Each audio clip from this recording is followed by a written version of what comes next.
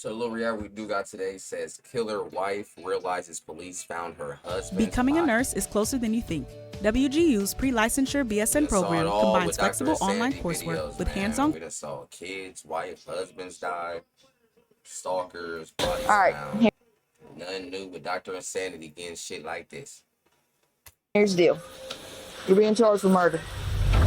I never put my hands on it again. This is 37-year-old Always wanna Nicole cry when they Woodard. get caught, Just man. 48 hours ago, police discovered her husband, wanna cry when Daniel they get Rayburn, brutally beaten and deceased in the yard of his own home. Neighbors said that they heard some subjects arguing and possibly one gunshot last night. At first, detectives believed this tragedy was the result of a robbery. Why the cops come in the morning if they reported a gunshot at night? Or did they just say that when they came in the morning? Oh shit. Whoa. Whoa, whoa, whoa, whoa, whoa, whoa. Oh my god, y'all. I'm selling. Oh shit. Oh my god. That's a 389. Was, in fact, Nicole's plan. It wouldn't work out very well. When she suffered north, officers in Dublin, Georgia received a disturbing call and a investigation Last night. At first, detectives believed this tragedy And possibly one gunshot last. Oh, okay. They said it. They let them know, I guess, in the morning. I don't know. So if they reported last night, why the hell are they there in the damn daytime, bro? Night. At first, detectives believed this tragedy was the result of a robbery, but they would be horribly wrong. As the weeks-long investigation began, detectives would uncover a toxic relationship and a twisted conspiracy with Nicole at the very center of it all. Whose DNA is going to be on that gun? Now's the time you need to tell me, because there's not going to be another opportunity. On July 4th, officers in Dublin, Georgia received a disturbing call. A passing motorcyclist reported seeing a motionless body on the front lawn of a nearby house and urgently requested a welfare. She put the body in the front yard? You didn't even attempt to hide it. She put that shit like it's a damn garden ornament. What's wrong with her? Throw her away. Check. When first responders arrived at the scene, it quickly became clear the man was already beyond saving. How y'all doing? The blood come across his arm right there. He's laying like somebody, he was attacked or shot or something. As first responders took a closer look, the disturbing condition of the man's body became clear. His skin was covered in bruises, insects crawled across his face, and most troubling, a gunshot wound was clearly visible at the back of his head. Even more telling was the stiffness of his body, clearly indicating he'd been dead for several hours. To the officers on scene, one thing was immediately clear. This was a homicide, and they needed to figure out who this man was and why he was so brutally killed. Luckily, it wouldn't take long before officers began uncovering crucial details. Do we even know his? We don't know his name, do we? Yeah, we ran it. That's as far as that. Okay. We haven't positively identified him. 26 radio. Off that 28 that was ran at this location, who would come back to? 26 that come back to a Daniel Rayburn. That one, it has Eagle Mobile Park address. The victim was quickly identified as Daniel Rayburn, a 40-year-old father and the homeowner himself. With this in mind, officers would approach Daniel's neighbors, who would reveal information that would prove crucial to solving this case later on. Look, watch, before we even see it, watch. They're gonna say they argued a lot. And the woman used to probably storm off and tweak and shit. The neighbors gonna know. Usually before shit like this happen, y'all, the neighbors end up like seeing signs that they wish they would have really locked in on before this shit, the big boom of the murder happened, bro. There's always signs, bro. There's probably arguing. Watch. She gonna say they used to always argue. Watch. 26 radio 09 cleared. I'm so sorry. Damn. She was at the door ready. Her ass couldn't even knock. She pulled the door back before the fist came. Hey, one thing about us black people, man, we gonna be nosy. She was watching all that. When she saw it was police next door, her eyes was out the window. That's why she opened the door like that. She saw you coming the whole time. We gonna be nosy. Especially with the neighbors, like I said. She knew this shit was gonna come, probably. Have y'all been home all day? All day. Been to the grocery store. Have y'all heard anything over there? Bro, scared as Hey, folks say, yeah, all day. We ain't did nothing. Hey, that's the sad truth about being a black male, man. We need to clear our name before anything is said. Like, we know. That's sad. That bro said all day. When she said, were y'all here all day? That nigga said yes. Have y'all been home all day? All day. Been to the grocery store. All Have y'all day. heard anything over there? No. Like today? Does he live by himself or do you know? A lady lives there. Lady lives there. There's a man deceased in her yard. In the yard? Yeah, he's dead right there. In her yard? Yeah. Oh, my Is he black? Daughter said she heard somebody arguing Last night. Last night. See? He said, who you call? What the fuck did I say? I knew it. I knew it was gonna be signs. They was arguing and shit. Who you calling? And then he said, who you calling a nigga? Huh? Why did he say that? They're both white. Call me another one. And she said, Mom, it wasn't firecrackers. She said it was a gun. Come here. You see his body? Oh, she called their daughter a nigga? Oh, talking about right here near the foot? Oh, my God. Yeah. Oh, wow. This So- lady lives there with him. I mean, she can't, that's the same lady that came up She said her name is Nicole. Nicole? Oh, she knows. Yeah. Is she younger, older, or? She's younger than us. So I'm 43, so she might be in her early 30s. Early to mid 30s. Oh, my God. Who found him? Some passerbys just come by. He's been there for a while. Neighbor across the road heard some arguments over here, and about 1 a.m. heard one shot. There's supposed to be a female that resides here by the name of Nicole. Mm-hmm. White female. Yeah, You know, To see if she's inside. yes. We'll knock on the door and then see if it's unlocked. We can. Ali, I love you here. this I mean, it's woman, easy to spot y'all, them in listen. court, I bet. But you've always been like If this woman is still in the house, she's a demon.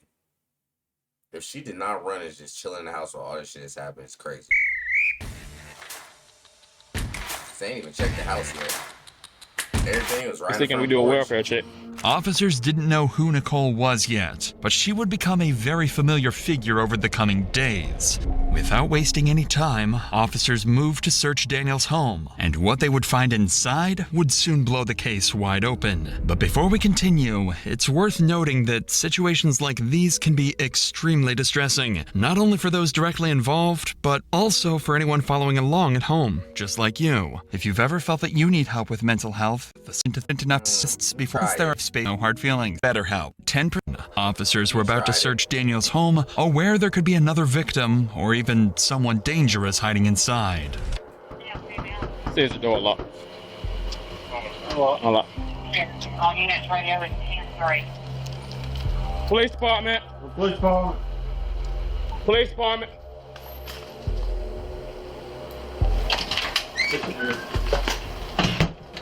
All right, so female's gone. You got a female now? She ain't there. Nicole ain't there, y'all. All we know is it's a white female by the name of Nicole. Yes. Nicole done Right here. fled.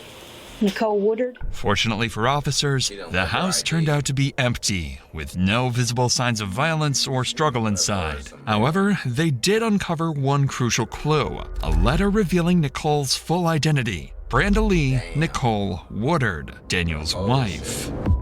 This discovery immediately opened up new leads for investigators, but officers were about to catch Her dumbass trying to get away and left the damn bank statement on the table. Stupid ass. another clue. One of the paramedics on the scene would recall encountering a woman with the exact same name just hours earlier. What y'all know about it? I don't think the neighbors saying that they heard subjects arguing last night and a possible one gunshot. Ain't seen it with you or? Yeah, they said it's supposed to be a white female staying with them. First name by Nicole. We went in and cleared it. Nobody ain't in there, but it's a letter in there with her name on a piece of paper with Nicole Wood on it. That name, we just picked up a person at Applebee's with the same name, 37 years old. Had a seizure, throwing up. According to the paramedic, 37-year-old Brandalee Nicole Woodard. She done left and went to Applebee's trying to eat and was just sick of what she just did. Start having seizures and throwing up.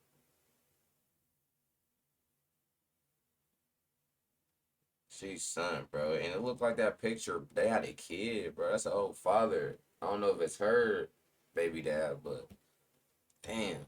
Had been working at a nearby Applebee's when she suffered a seizure and was rushed to the ER earlier that day. To detectives, this timing felt a little too convenient. Nicole's medical emergency occurred just hours after Daniel's brutal murder, potentially giving her an alibi to distance herself from the crime. If this was, in fact, Nicole's plan, it wouldn't work out very well.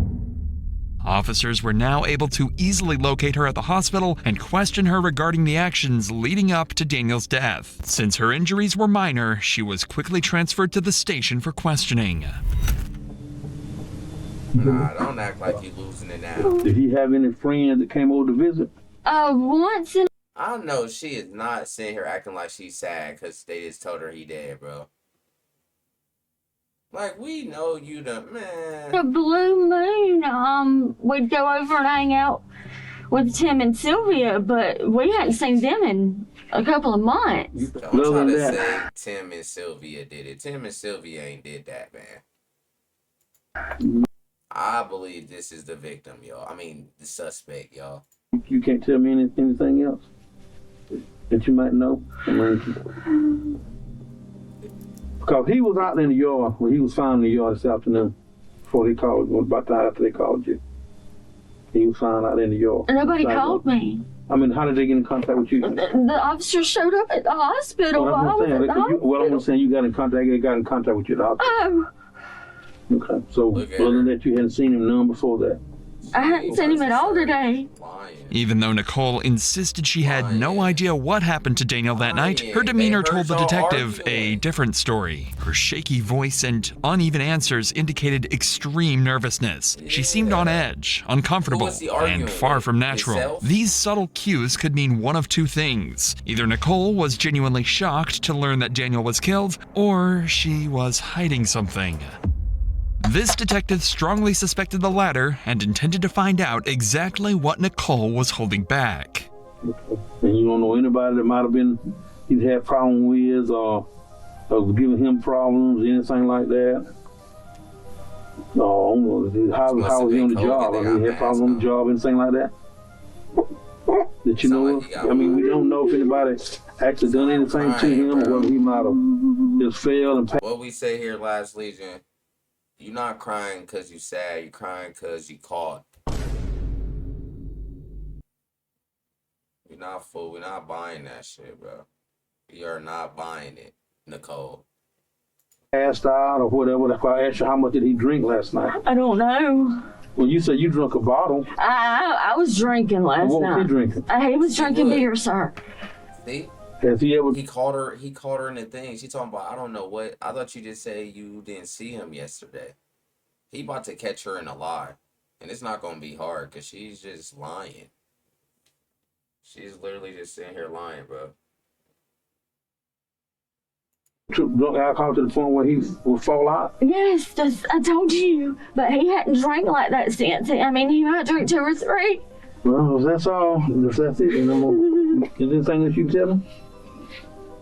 According to Nicole, she and Daniel had been drinking the night before when a verbal argument escalated into a physical altercation. However, she still insisted that he was alive and well when she left. Ultimately, detectives weren't able to get any useful information from Nicole and had no choice but to let her go. However, unbeknownst to Nicole, this was only the But that would have been me. I would have been detained. beginning of a very long week. Yeah, this shit not over. Back at the crime scene, officers continued collecting evidence to determine who had been at the home at around 1 a.m. Now, with a search warrant in hand, officers moved into Daniel's home, hoping it would hold the evidence they desperately needed. Go ahead and lock this door back. I know the pastor out there, Danny, he said he's been counseling them. I guess they've been. Oh, they've been having a problem, of course. He said that they were told a good thing. We do good. Looks like she cleared her stuff out. Yeah, that's why I ain't seen no female stuff in there. They got listed leggings. Oh, either none was in here. Well, it's got listed as But either way, shorts and capris, he said that. leggings, comfort fits, pants. Like I said, the place ain't tore, ain't no blood nowhere, except out there. Unfortunately for officers, no evidence was found inside the home. With that in mind, officers expanded their search to the property outside, and that's when they made a critical discovery. Everything got did outside. They was drinking outside. That shit happened outside. Hey, cool. Is that fit the dread? Yeah, not early. A dread. Damn, let me shut my ass up, chat. We might have a brother as the goddamn suspect. Damn! It wasn't me. If y'all watching it, they didn't solve it. The dread wasn't mine. Nigga, damn. Maybe she was. Right, did somebody... What the fuck? A dread? A severed dreadlock was found just feet away from where Daniel was killed. The hair clearly didn't match Daniel or Nicole's hair type, confirming that someone else besides Nicole was present that night. Detectives now needed to identify who this unknown person was and figure out if Nicole might know who he is. But while detectives were finishing up their search at Daniel's home, his family arrived at the scene. Nicole, hey, Nicole, I'm man enough to say, I apologize. I thought you was the victim. I ain't gonna sit here and lie. Looks like you are off the hook as of right now. And officers had to break the tragic news. Hello. How's it going? Right. Can I help y'all with something? Yeah, this is my son. Hey, Mr. Dan. How's it going? Go. You doing all right? Yeah, I remember you, but I can't remember your name right now. Matthew Allred. We had a pacifier see somebody laying down, and they called me out here, and that's when I seen him. Was he married or anything? He was living with a woman. What was that woman's name? Nicole Water. What to call Poison Beach. Excuse me. Although the family's comments about Nicole were somewhat vague, one thing became clear. Daniel and Nicole likely had a deeply troubled relationship, but suspicions alone weren't enough, and officers needed solid evidence if they were going to identify Daniel's killer. Before wrapping up for the day, investigators would review surveillance footage from the neighbors across the street and spotted Nicole leaving in her dad's car earlier that morning. Additionally, when police analyzed Nicole's phone records, they discovered that she had placed a call shortly before Daniel's murder. With suspicions now firmly centered on Nicole, investigators began questioning her acquaintances to find out what they knew about her troubled, deteriorating relationship with Daniel and potential involvement in his death. That's when they first heard the name Misty Edge, a friend of Nicole's who, as it turned out, had received a visit from her just hours after the murder. Hold on, Nicole. Nicole might not be off the hook. Did she send a hit? What's going on? Just so little back up, motherfucker. We gotta find out, y'all. This shit getting interesting.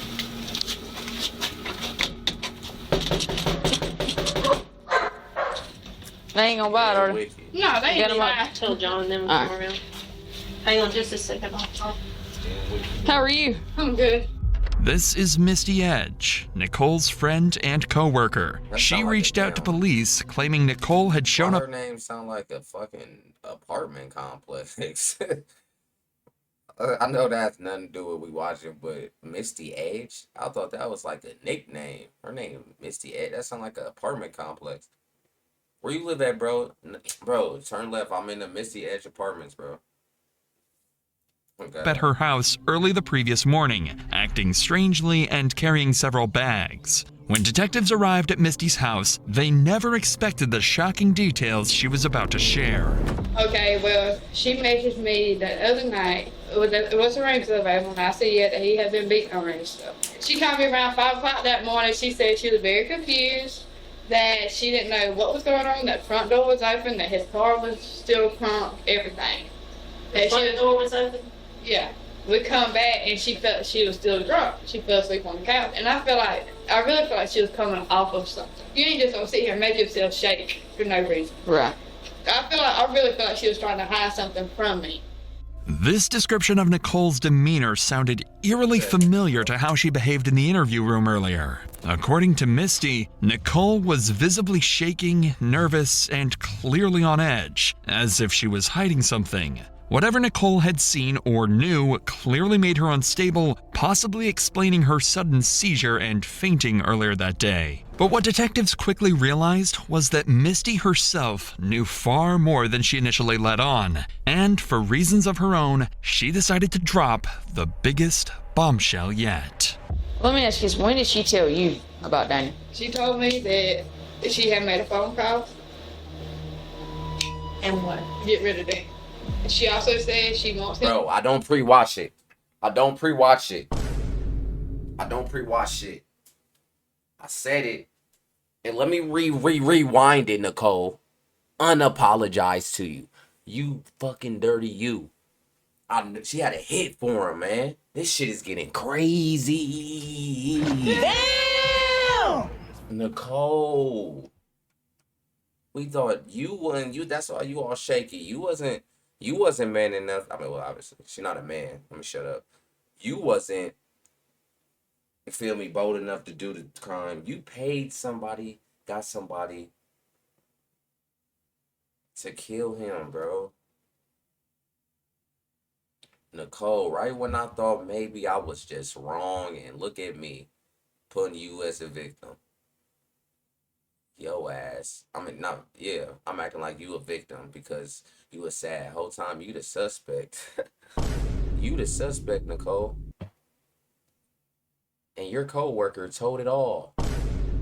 That was your co-worker. That's your co-snitch. You're going to jail. Dead, but then she don't want him dead. She walks in my front door and was like, Misty, hit me in my eye. I said, what? Hit me in my eye. I said, no, I'm not doing that. Because that's not me. I don't have nothing. I have no record. Like, I've been good my whole life.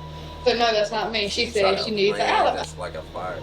Detectives now had a testimony supporting their suspicions that Nicole was at the house around the time Daniel was killed. Even worse, Nicole supposedly made some phone calls to, quote, take Daniel out. Not only had she likely witnessed the murder, but she may have even coordinated it. It was time to find Nicole. This time, there would be no walking away. And all that crying and shaking ain't gonna save you. The next day, investigators set up a meeting with Nicole at her sister's house, prepared to see just how much her story would hold up under pressure. The goal was to pressure her into revealing the names of the people she called that night and what exactly she had told them. All right, here's the deal. You know why we're here? Yes, ma'am. Then, unfortunately, what are we here about? Daniel and him not being here anymore.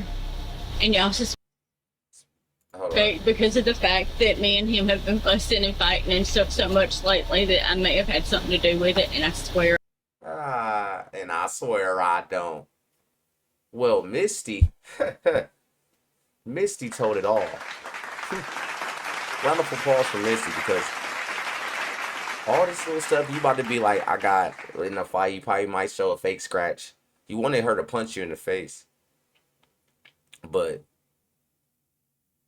they're just waiting for you to say all the bullshit because they have a tough evidence on you now, Nicole. You might as well be truthful, man. I don't. We know. I mean, I've told him at times, yeah, you're gonna keep on beat your ass or some shit like that, but I swear I've never put my hands on him. The furthest I've done is I pushed him backwards. You see how she said, I've never. I didn't. We know you didn't. You got somebody to. Never put my hands on him, and I never would. He's the one that beat the crap out of me back in November. I was in Wings. Although detectives hadn't openly accused Nicole of anything yet, she immediately began defending herself, almost as if she knew suspicion would inevitably fall on her. Her husband had just been brutally murdered, yet Nicole seemed less concerned with helping the investigation and more focused on clearing her name. Has anything been physical since then? No. See? Sometimes you tell on yourself without telling on yourself. A real victim, a real wife, will be so worried. She knows she didn't do it. So she's worried about, let's find out who doing it, furthering the investigation. She's not doing none of that. She's straight backing up in the corner, hands up. I didn't do it. It's not. Da, da, da. You telling on yourself. You becoming without you even knowing it, you're becoming a main suspect.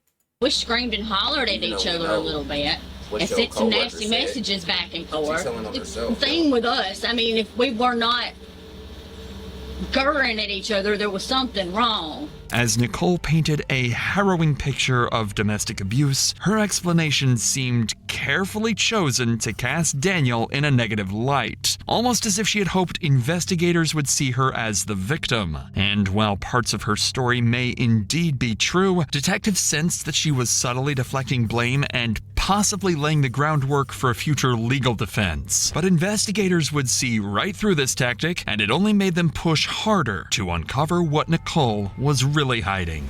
Brady, how did he die? You just said, we fussing and fighting. I don't know. But you just said just a second ago, you know, while we're here, you think we need to do. I've been told 3 different things. I've been told he may have had a heart attack in the yard. I've been told he was beat up.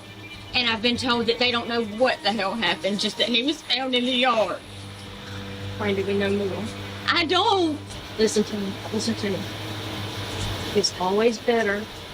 And I know you talked to the detective the other day. You still, but things have changed. And we know some stuff that you did. We need you to come forward and tell the truth. I mean, I've called and talked to people and stuff, and I've told them at times, I love him, I hate him, get me out of here. Stuff like that, but I've never hurt him. I swear, I would never put my hands on him. You didn't do it. We know look at me. She keeps saying, I didn't. I. We know you didn't. Like Sergeant Rose just told you, we know more. We want to hear your side. And I'm telling y'all, I didn't hurt him. I did not touch him. I did not go, hell, I did not. You know who did. And it's time for you to tell us who did this to him. The stress was clearly getting to Nicole. Detectives made it obvious they knew she wasn't telling them everything, and the pressure was starting to show. Visibly nervous and beginning to break, Nicole was about to give detectives exactly what they came here for. I suspect that my foster brother may have had or adopted brother may have had something to do with it, because I did call them and I did ask them for help to get me out of there. Why do you suspect that he had something to do with it? Because they've all said before, if he kept on hurting me, they were going to do something. And the last time that we had a fight, he come up, he bitched him out, and that was it. Brandon, we know that you have made a phone call to somebody. I called Tops, which is Hewlett Reed, and I asked him if he would come over and calm me down and stuff. And I called Andrew and Tom and told them to come over and find out what was going on. And Andrew and Tom said they couldn't get there anytime soon. Why were you wanting them to come over there? What were you wanting them to take care of? Not him, not like that. I swear, nothing like that. That's what you just said. I wanted them to calm him down. No, they're not. What is that? Not like that. We know you said it. We know that. Yeah, catch her up, y'all. I want them to hurt. No, I did not. All right, so what? I did not. Listen, there was camera footage across the street, so let's talk about it, okay? I never saw anything happen. I heard him out there fussing and stuff, and then they left. Listen to me. You know more about what happened. I have my suspicions, but I don't want to accuse anybody of anything. You know more about what happened. Now, you give us the runaround already. No. You have.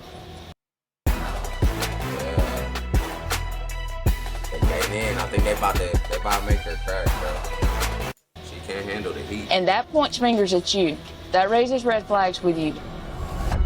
Nicole would finally loosen up a bit, giving detectives a couple of names. But that alone wasn't enough. Detectives still needed to find out who actually pulled the trigger. What did you see and what did you hear? I heard shouting, and I've heard all the fireworks and all that shit. That is all I've heard. What kind of shouting? You called something and ordered something on that phone. What did I order? Because I haven't ordered anything. Why do you think the guys would have come over there and done something? Because he was being an asshole to me What did again. you I mean, tell? I just told him, I said, y'all just get him to stop. Y'all, I can't take it anymore. Y'all come get me. Y'all just get me out of here.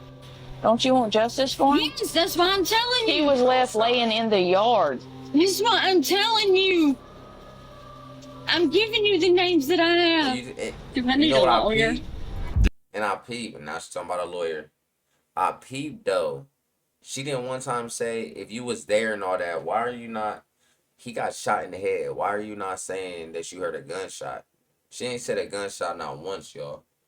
Despite Nicole bringing up her right to legal counsel, detectives weren't ready to give up yet and moved in closer, physically encircling her and increasing the pressure. And it's a good thing they did, because Nicole was seconds away from finally breaking down and confessing.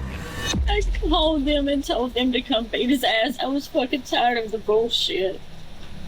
But I didn't think that they would do it. They've never done it before. And then I was scared.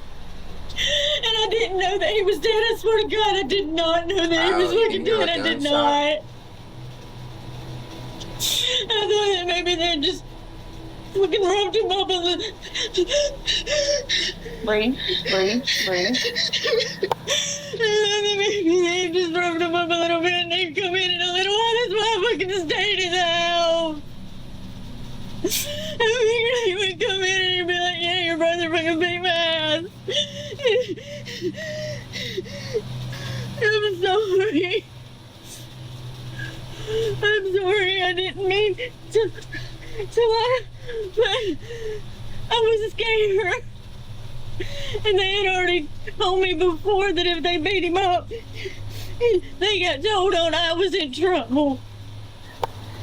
But like I said, they never did it before, and I've told them multiple times, y'all just come beat his ass. I'm fucking tired of it, and nobody ever did.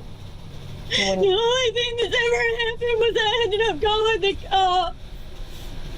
Did you go out and check on him and make sure he was all right? No, I did not. Did you see him out in the yard? I did not. You're almost there. You got about 10-15% that you're not telling us of what happened after the fact. No, I don't. You got one or two more? I promise I don't. None that I know of. Just sit there and think about it. Even if parts of Nicole's story were true, her overwhelming emotional reaction seemed driven more by panic and fear than genuine sorrow. And by now, detectives had everything they needed to move forward, and Nicole would be arrested and taken to prison. Yeah, she gonna tell then. While officers had enough evidence for an arrest and were nearly certain of Brandalee's involvement in the murder, whether she had actually wanted Daniel dead remained unclear. To solve this, detectives now turned their attention to Thomas Harper and Andrew Huber, the two men Nicole claimed carried out the attack. Fortunately, locating them didn't take long, and due to their high likelihood of involvement, both men would be arrested immediately and questioned the very next day. During their arrest, police discovered a piece of clothing with bloodstains at Andrew Huber's residence. After running a DNA test, this would prove to be Daniel's blood, confirming that Andrew was present that night, and he would be charged with murder. Still, there was one person left, and a final nail in the coffin for Nicole, her adopted brother, Thomas Harper. During his arrest, officers discovered a handgun along with 4 spent casings directly matching the bullet fired into Daniel's head. On top of that, the dreadlock found at the crime scene would turn out to be a direct match to Thomas himself. Neither Andrew nor Thomas ever claimed Nicole was outside during the fight. However, police could confirm that Nicole had seen Daniel leave and heard gunshots, yet she never checked on him and never called 911. Instead, she simply walked away, choosing to protect Andrew and Thomas. This, paired with Misty's disturbing witness statement and the phone logs confirming the timeline, was more than enough evidence for police. Nicole may not have pulled the trigger herself, but she set it all into motion. And because of her actions, Daniel was killed. In the end, justice caught up with all three. Andrew Huber was convicted of felony murder and sentenced to life in prison without the possibility of parole. Nicole and Thomas Harper both pleaded guilty to voluntary manslaughter, likely receiving sentences ranging anywhere from 10 to 20 years in prison for their roles The other dude actually did in Daniel's brutal death. Damn, W video, man. W react. I'm going dollar for dollar. I'm going dollar for dollar. I'm going dollar for dollar. I'm going dollar for dollar. I'm going dollar for dollar. She screaming, she holler, she like it. If y'all not watching my daddy, what are y'all doing?